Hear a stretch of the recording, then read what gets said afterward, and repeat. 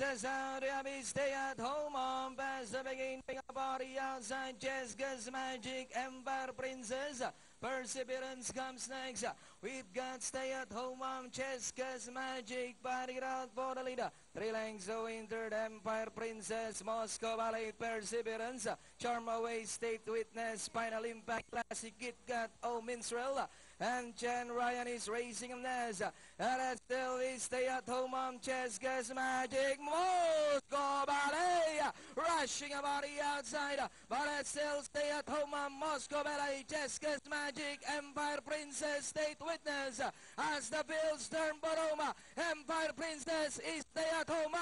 Oh, Minstrel is sneaking at Inerella. Is stay at home. Moscow Ballet. Empire Princess.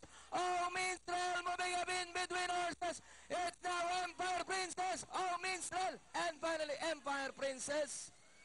Oh, Minstrel, stay at home, Moscow Ballet. Very exciting race. Itong Nagogi, yung nasa loob ng balya, yung numero 2. Sa'yo, kasamang Rene Viloria. At bayang karirista, kagaya nga ng nabanggit ni partner Rene Viloria, yung ating race number 6. Ang Manila Horsepower Sprint Trophy Race. Narito po tayo sa ating awarding presentation.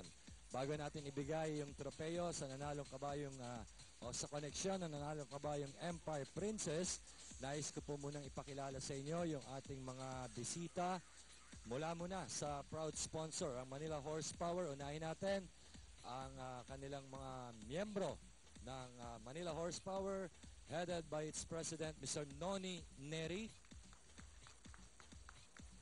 Kasama rin natin si Joel the Destroyer. Of course, nandyan din si Ferdy the Consultant. Tapos si Michael, si Badge of Honor, na napakasipag mag-upload ng mga karera na tatapos sa YouTube, no? And then also we have Mr. Michael the Duke Royal. At ganun din si Mr. Oni Rachada. Ayan, may mga alias. Okay, and of course from the Club Don Juan de Manila, kasama natin ang kanila pong presidente at ang former congressman po ng Tarlac. Walang iba kundi si former congressman Jesse Bong Lapus, now president of the Club Don Juan de Manila. And also joining the awarding presentation, we have ang treasurer, Mr. Cesar Avila.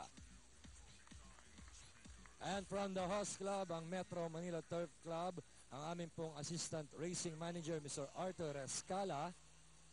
And then, yung dalawang magandang dilag na may hawak ng ating sash, walang iba kundi si Julian at saka si Pam.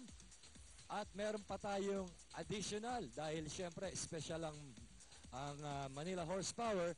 Nagdagdag tayo si Miss Janelle T, ang Miss Earth Philippines 2014 runner-up. Okay? So, yan po ang ating mga bisita for the awarding presentation. Anyway, wala po ang may-ari ng kabayong Empire Princess at instead, ang tatanggap po ng tropeo on behalf of the winning owner, Mr. Fernan Reyes, ay walang iba kundi si Mr. Egay.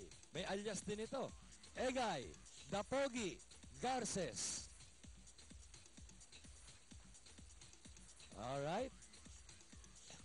Empire Princess, owned by Mr. Fernan Reyes, trained by Mr. Paeng La Rosa, and ridden by Jockey Steven D. Carmona. At iyan po ang ating pakarera ng Manila.